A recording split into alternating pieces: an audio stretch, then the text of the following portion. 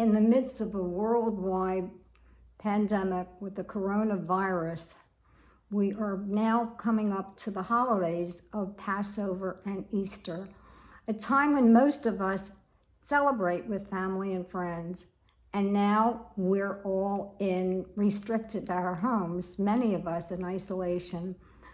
I heard that my cousins, Dina and Eddie Lake, were hosting a Passover Seder virtually on Zoom, which I've been using for years, and I asked if I could interview them, or Dina. I'm Sheila Finkelstein of Technology for Seniors Made Easy. The information that Dina shares is also in the blog post below, or links for it will be underneath in the description if you're watching this directly on YouTube. Okay, so I'm so happy you gave me this time. I heard through the grapevine that you were preparing a virtual Seder, and I've been passionate about Zoom and people connecting for holidays, happy occasions, sad occasions. So could you tell me a little bit about what you're doing and how you planned it? Passover was coming up, and it was very clear. Well, I should say, we have been hosting Seders of anywhere from 12 to 28 people for over 40 years, close to 45 years. Wow. And we've loved it. It's been a very important thing for us. We enjoy doing it. We love having people. So that being said, as March was coming into the second week, or we were in the second week of our sheltering in place, it was very clear that we were not going to be able to have our regular Seder. And I said, well, then we'll have to have a virtual Seder. And at that point, I sent an invitation. I sent a letter to all of the usual suspects, family, and then friends who've become like family to us. And actually, take out the like, who have become family to us. And I asked, I said, what do you think about this? And they all said yes. And then I realized I had no idea how to do a virtual Seder. But two things happened. The one thing I sort of knew deep down, that I would have help.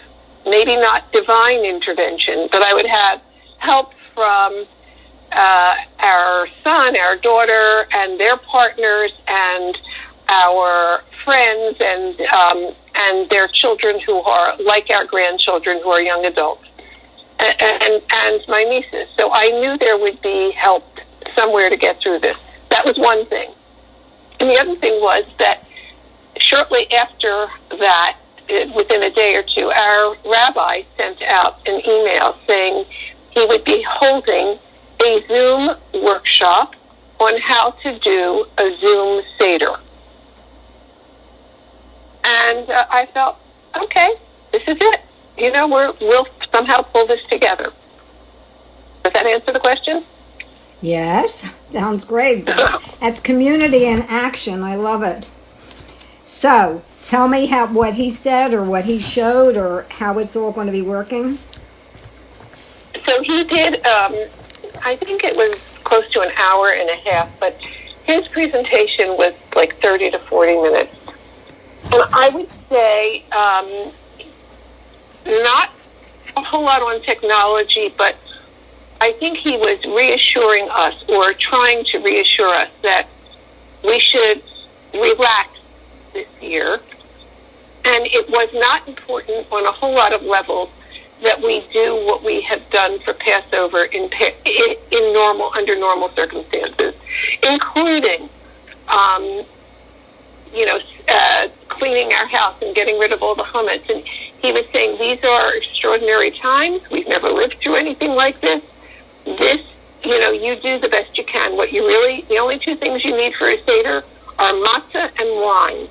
And then he showed some slides, and he spoke about each of the slides showed each step of the 14 steps of the Seder and what kind of meaning we could get out of that. And I can send that to you if you like. I would, thank you.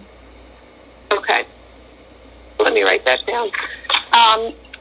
And as he talked, I began to feel more comfortable about it. And I thought, okay, we can do this. And at the same time, a friend called and said, we pay for a subscription to a Zoom account. We have it. If you'd like, I will be the host.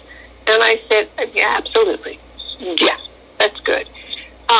So we were set today earlier today, Ed and I were on a Zoom call with our friends, and it was the mom and the dad and their adult son.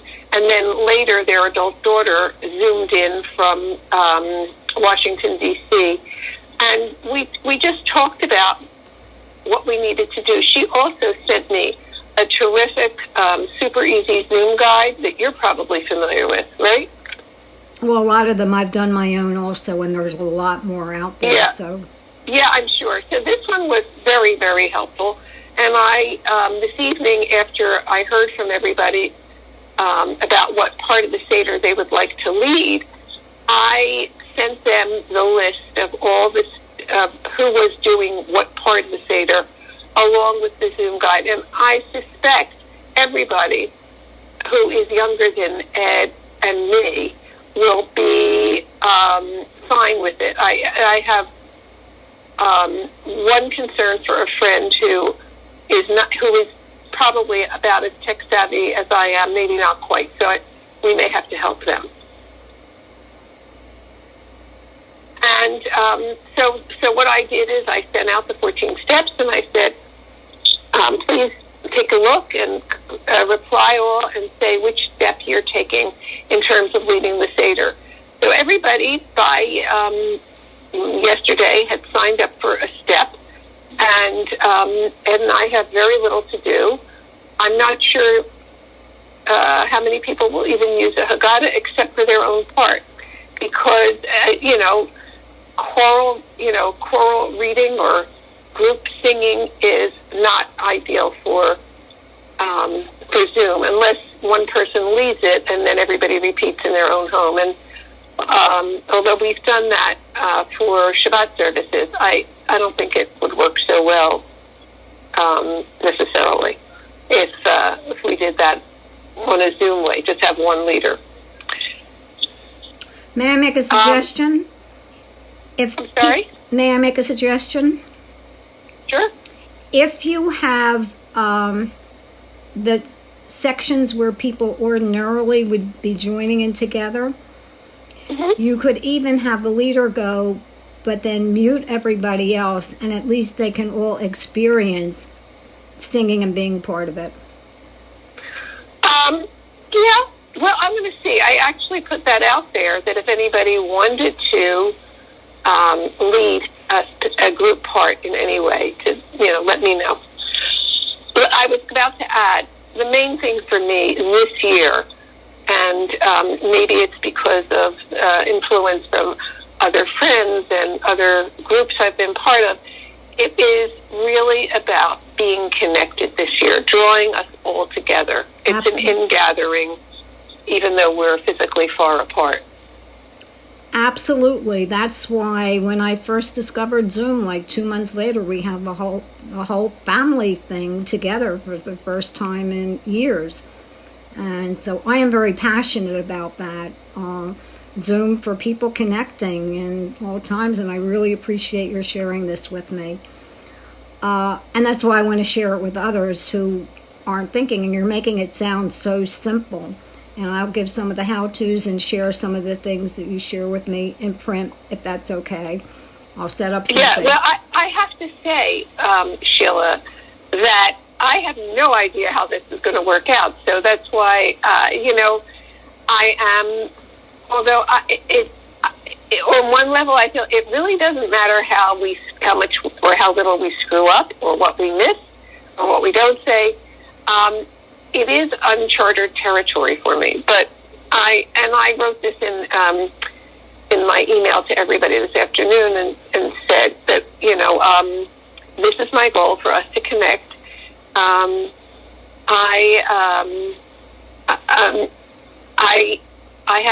not that tech savvy. But more important than my tech insecurity is for us to get together. So whatever will be, will be. Okay, and your friend whose Zoom account will she be part of the group? Oh, yeah, she's definitely going to be part of the group. Yeah. Okay, so she'll probably realize one of the suggestions I also wanted to make is make sure you're on gallery view and tell people to go on gallery view. Yeah, well, this Zoom, the Super Easy Zoom guide shows you a few things, and I expect everybody except for my very dear friend will be able to probably already know it. And I know that it was pretty easy to figure out the first time I was on a Zoom meeting. So I think it's a very good guide. Yeah. What I plan to do, what we've talked about is the very first part is not to begin the Seder. It's for all of us just to check in with one another. Right. And just see how we're all doing, and then I'm sure some questions will come up. I hope people check it out before we do it. Now, so where are you going to be recording from? At your dining room table? Are you going to be set up with a Seder plate and everything in your house? Absolutely, absolutely. You know, Ed and I spoke about it, and we both feel like we want to set the table, even though it's just the two of us. And we'll either use an iPad or my laptop. So that's what we're going to do. And hopefully, one or the other will work out. You might want, I don't know, it was just a thought, but even set up, mute the one totally, but set up the thing you're not using, the computer, if it's a laptop or your iPad, at a table where your daughter might be sitting. And so, even though they're on the screen, in a way, they're part of the table, too. Yeah. Well, that we do have to play with. That we're going to do tomorrow. Yeah. Thank you so very, very much. You're welcome. Have a great Seder and a very happy Passover. I am Sheila Finkelstein of Technology for Seniors MadeEasy.com. Thank you for watching. And if you're interested in learning more about how you can use Zoom or need help in any of your devices on connecting with yourself, with the world, want support, there's information below on how we can get together and connect. Again, thank you for watching, and health and peace always.